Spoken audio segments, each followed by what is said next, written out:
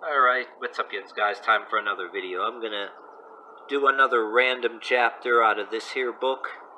And I was thinking about reading it from back to front. I think that would be too damn boring. I'm just gonna pick the chapters random. I might do a from the beginning to end here, but one of my favorite chapters of this book that I'm gonna do right here because of what I consider bearing relevance. And this is going to be On Conformity, the chapter On Conformity, subtitled over here. I always made references to this book when any guys follow me that I said in my videos I made reference, and I finally bought it again. Like I said, I used to own it. But alright, I'm going to start right over here. It's just the subjects about conforming. It's subtitled here. Conforming. Morals are arbitrary rules. Let's start that again. That's not even the whole sentence, but that's a powerful statement, just these few words. Morals are arbitrary rules. Morals are arbitrary rules. Okay, morals are arbitrary rules people adopt to use in judging their own and other people's behavior. I must want to just read that whole sentence over and over again because that's a lot to take in. Morals are arbitrary rules people adopt to use in judging their own and other people's behavior. Of course, they will always be those who place themselves in the position of authority of who will try to set the rules, and they'll be the ones that try to set the rules before you. All right, I'll read that sentence again. Of course, there will always be those who place themselves in the position of authority and who will try to set the rules for you. Those who set themselves in authority, in other words, put you down and then dictate the rules to you. But yeah, I have fun with that one. I'll get off the subject and start blabbering here. Kind of, makes you laugh when you start reading the sentences because you already got things playing in your head. All right. The moralist will be supported by organizations such as the church, social groups, clubs, and many others. Basically, they want to control how you think as well as your behavior. Their techniques are many. Well, legit reasons. For legit reasons, legit organizations, legit clubs, groups, you know what I mean? And then you see on TV cults, all kind of documentaries on Scientology, all these, there's these whole series, like, what is it, I don't know, History Channel or one of them channels about cults that you can be flicking through the channels late at night. But okay, but yeah, I'm just talking in parentheses there. So there is a subtitle here called Shame. Okay, shame. The moralist is quick to shame you into lying. Shame on you if you are an atheist. Shame on you if you're not patriotic. Shame on you if you're liberal in politics. Shame on you if you enjoy sex, no matter what you are. It's not what the moralist is. You are wrong. In fact, every single moralist is intolerant. He can't stand that when you are different in any way for any reason, if you don't function by his criteria, you are wrong. But now you can have that flips kind of both ways, different ways now in today's things, You can be shamed the other way too, like I talked about that. Before this whole gay and transgender thing is trying to rule everything, I remember before that shit got big, you were actually called a faggot and called this and that if you weren't a pervert, and if you didn't want to brag about how many chicks you were trying to get in bed with, so to speak, you were called a faggot. And I told you in some other videos, I get back into again some of my older videos, that not that a reverse way of morality. And I always accuse, not that I'm attacking certain people for what they identify as, but I made my case that some of these so-called transgender advocates, gay advocates, I'm not saying all of them, if somebody gets pissed off at them, that I say that some of them don't give a shit if you're somebody that's straight, and if you were in an area in high school that you were called a faggot and beaten up or whatever because you didn't want to be what you were raised as being that you were raised as a kid, you were a pervert if you act a certain, you know how high school and college was. In my days as a teenager, that's what it is. You were called a faggot, or you got beat up if you want to brag about who you want to have sex with, and yada yada. And then today's gay community, it's a new conformity. I say a lot of them don't give a shit. I think a lot of them don't. All they care about is themselves.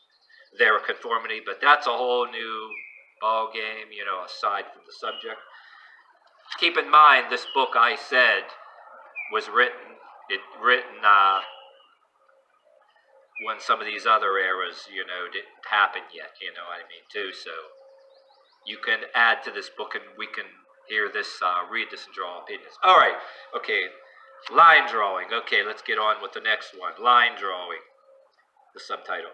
When the moralist wishes to disguise his intolerance, he will say he is not against what you are doing so much as the degree to which you are doing it.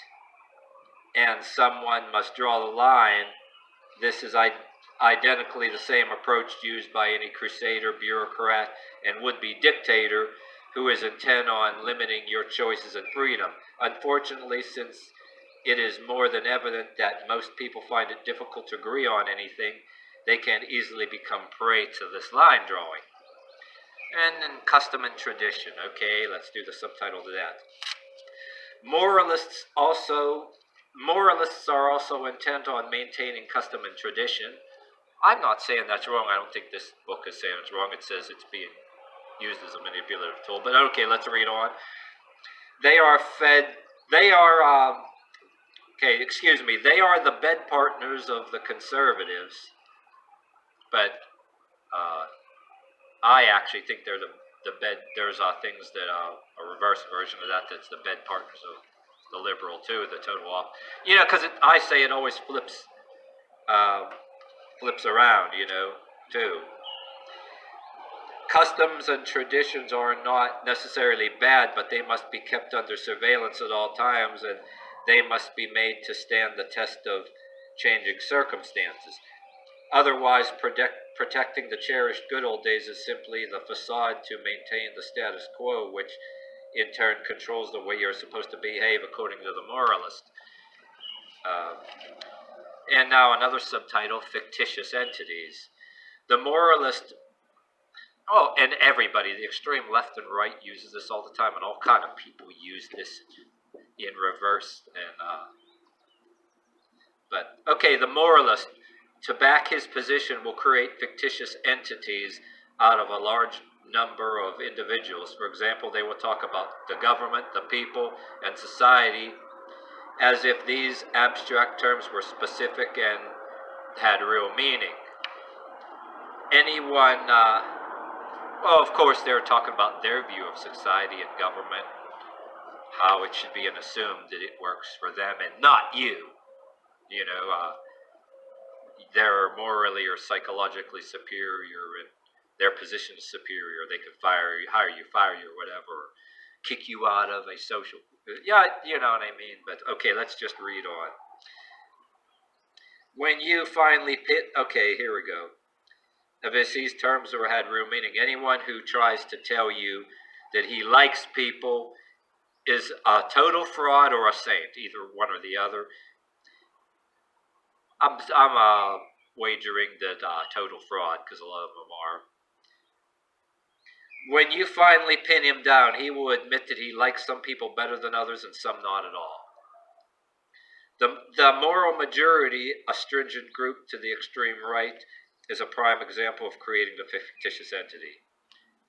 Well, you're talking about the extreme left does that nowadays too.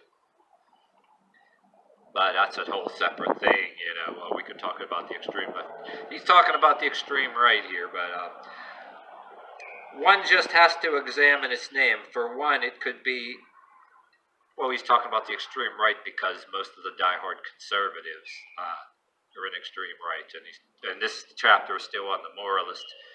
But then the liberal side in this day and age is the reverse moralist, changing the whole,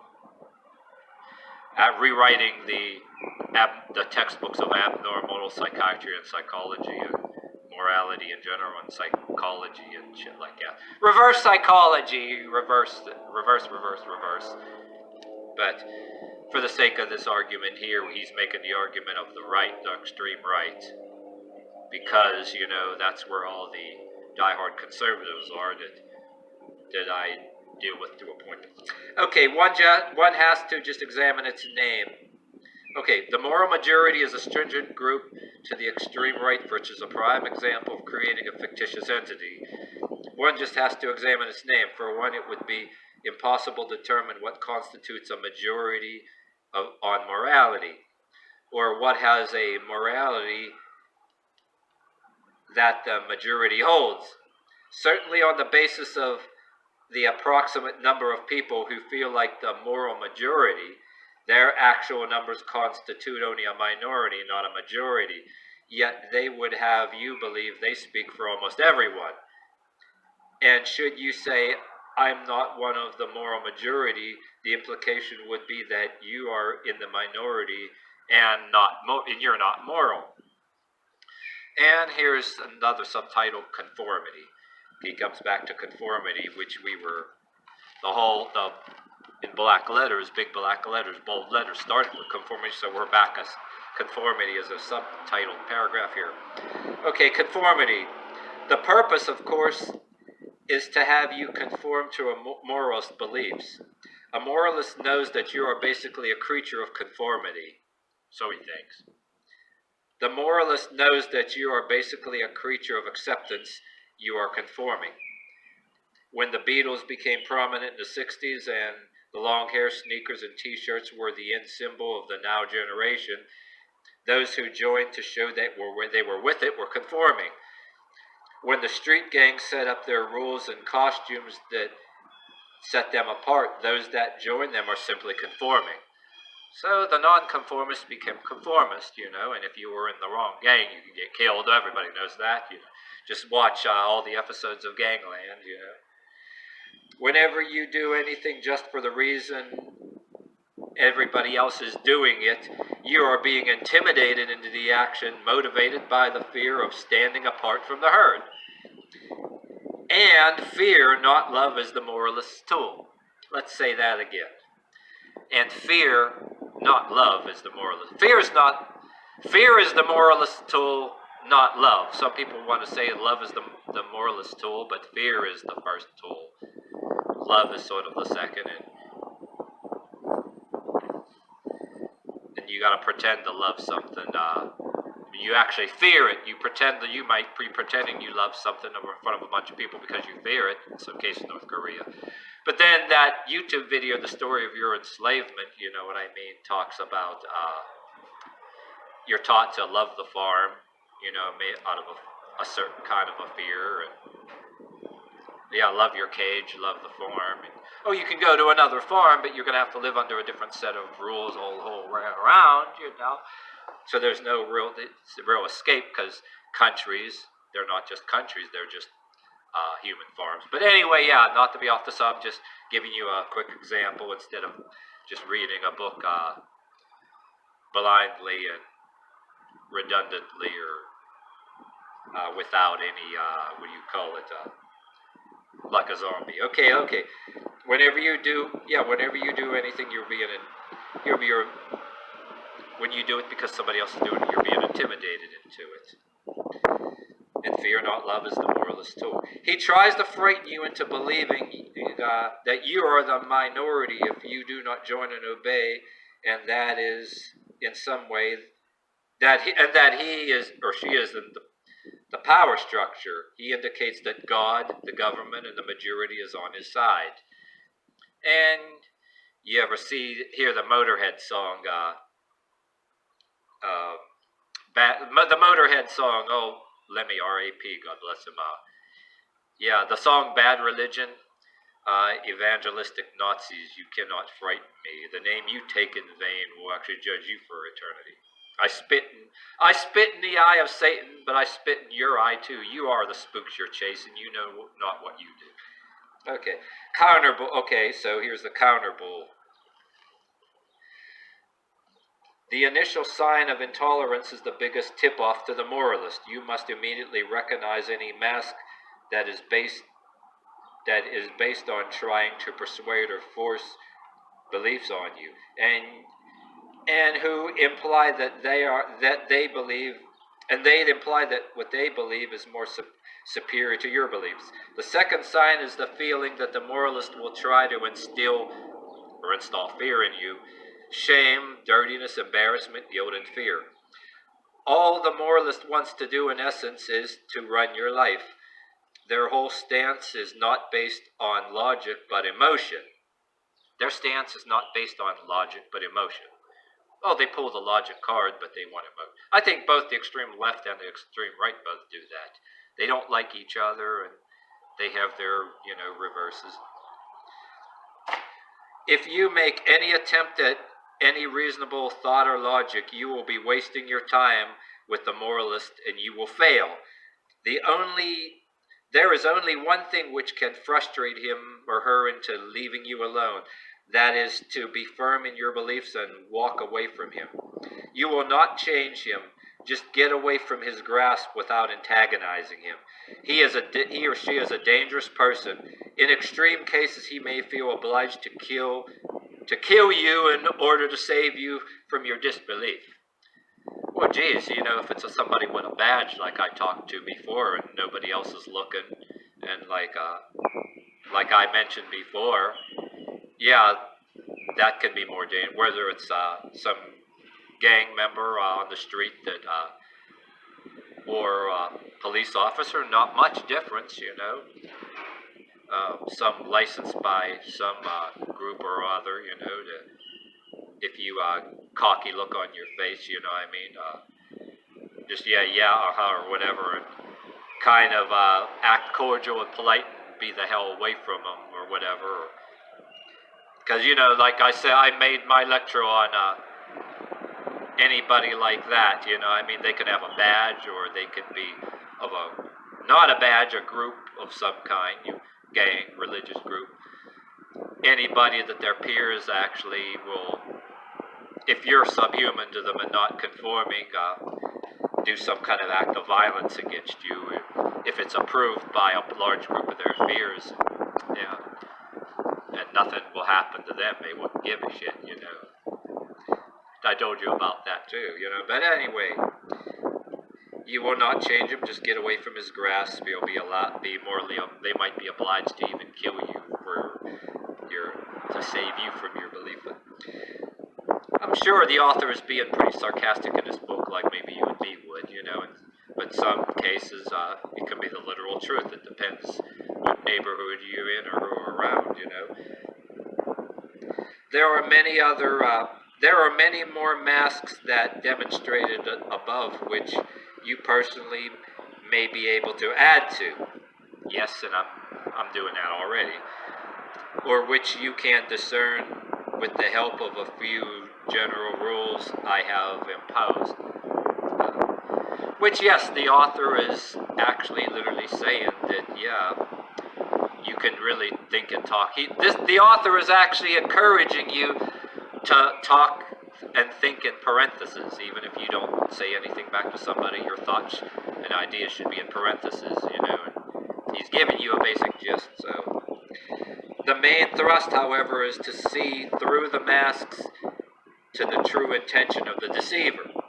Let me read that again. The main thrust, however, he says the main thrust, but why don't we just say the main objective, the main goal? I love how people say the main thrust, but I never heard anybody say that in a long time. So let's say instead of the main thrust, he says the main thrust.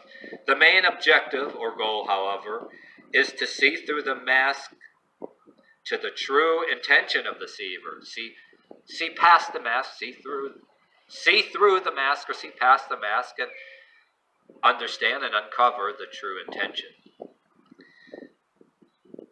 Or humor the dumb bastard, and get a little digs in and get the hell away from him if it gets too dangerous, yeah. And I once saw a YouTuber, an old YouTuber on there. I want to see if that guy's there.